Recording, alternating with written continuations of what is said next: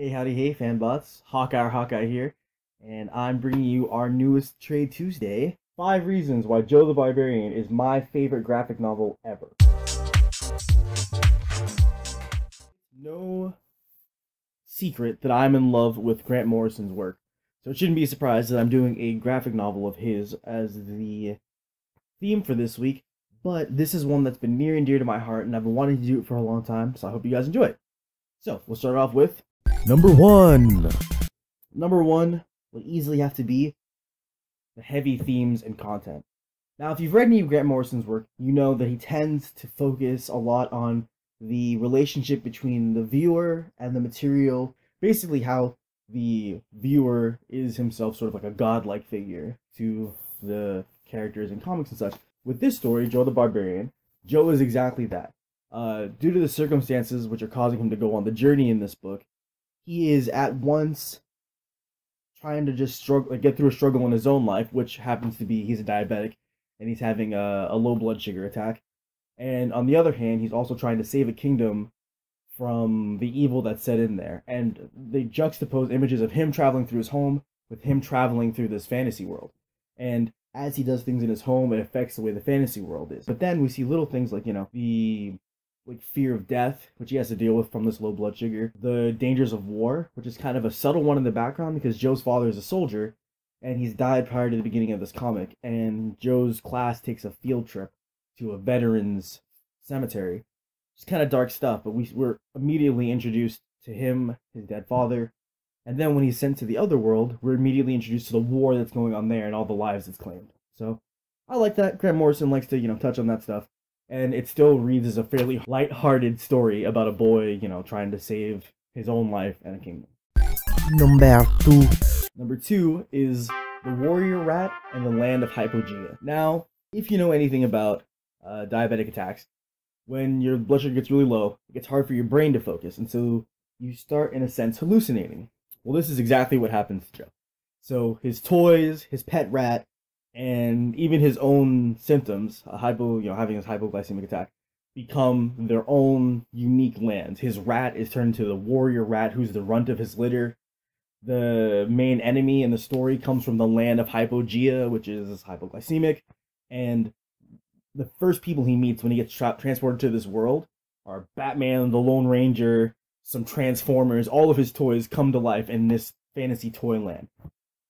Needless to say, the characters just get bigger and better from there. Everything is just so creative and inventive, and it's almost like if you can imagine these things, depending on how you read the book, are coming from Joe's mind, but at the same time, they're their own living entities, which are analogous to the sort of creative concepts that children like.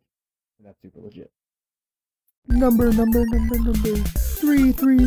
3. I'm just going to say the art. If you know anything about Sean Gordon Murphy, then you'll know that his stuff is just the bee's knees. Sean Gordon Murphy uses clean, crisp lines, all of his characters. They just look so sharp. The action looks sharp. There's never a mistake about what's going on. Everyone has such a distinct look. But I've never seen a genre that this man couldn't draw. Fantasy, cool. Another one of my favorites from him, Punk Rock Jesus. It's a modern day setting, all black and white. Amazing. He's just a phenomenal artist, and if you see him working on something, like The Wake, which you did with Scott Snyder, buy it. It's so good. Alright, I just want to show you guys one more spread, because really, I can't get over how gorgeous his art is. And this is also going to highlight the appearance of, many of Joe's toys as warriors in the battle. Number 4. Alright, 4, it's going to seem a little strange, but 4 is this is the Deluxe edition. I highly recommend picking up the Deluxe edition only because it's for me, I love comics. I want to write comics someday. I love comics. I want to write comics one day. If I can finally get some discipline, I want to learn how to draw for comics. And with this Deluxe edition, at the very end of the book, you get some extra notes from Grant Morrison and Sean Murphy on how they decided to lay out some of the panels, on the character creation process, etc., etc. And that kind of like insight into the creator's mind is, I just think, so cool. Like, because you have to wonder, how do people come across like the specific character designs?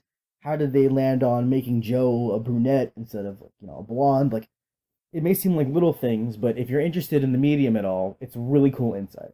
Number 5. Last but not least, number 5, diabetes. I'm a diabetic. I have type 1 diabetes, and I've had it since I was 14 or 15. I think 14. Now, there's not really a lot about diabetics in general, No, like, awesome diabetic protagonists in cartoons. No, what's diabetes really mean? Little, like, animated shorts. Like, everyone just kind of assumes if you have diabetes, it's because you brought it on yourself somehow. And that isn't always the case. Especially not with type 1 diabetes, where, it's your pancreas is shut down for whatever reason. So being able to read a story that A, features a diabetic protagonist, and B, like, so honestly portrays what happens when you have diabetes, because the whole premise might seem a little strange. Boy has hypoglycemic attack, starts hallucinating, or possibly gets transported to another world. It's stuff that happens. I once had a blood sugar so low that I don't even remember walking downstairs to go eat some cereal. And when I finally, like, came to, I was having a conversation with myself about whether or not I should send Wyvern Knights to my western flank to guard my castle. And I was like, I had eaten like 3 bananas and an apple. I don't know how I got there, but I was just there. So it's entirely an accurate portrayal of how diabetes can mess with your head.